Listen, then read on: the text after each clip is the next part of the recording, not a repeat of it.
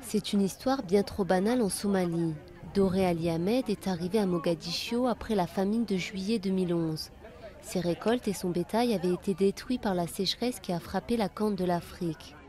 Quelques mois plus tard, elle est retournée dans sa ferme, mais la sécheresse et l'insécurité étaient toujours là. Alors, pour la deuxième fois, elle a traversé le pays avec ses 4 enfants.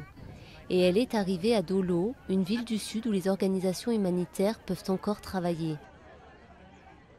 Notre bétail est mort, il y a toujours des combats, alors on a dû venir là.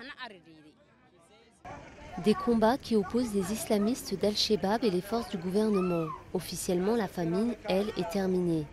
Mais en dépit de centaines de millions de dollars d'aide, la Somalie est toujours en crise. Plus de 2,5 millions de personnes restent en danger selon les Nations Unies. Si nous n'aidons pas les gens à rentrer chez eux pour qu'ils recommencent à vivre et à gagner leur vie, ils resteront dans ces camps où l'existence est très difficile pendant de nombreuses années. Les Shebab affiliés à Al-Qaïda contrôlent encore de vastes régions du pays. Les soldats du gouvernement somalien et de l'Union africaine les ont chassés des grandes villes. Mais dans les campagnes, les insurgés pillent les paysans. Si tu n'as pas d'argent ou d'animaux, tu devras donner un de tes enfants, un enfant qui sera recruté de force, donc c'est un choix terrible à faire pour des parents. Selon l'ONU, 600 millions de dollars manquent pour financer l'aide cette année.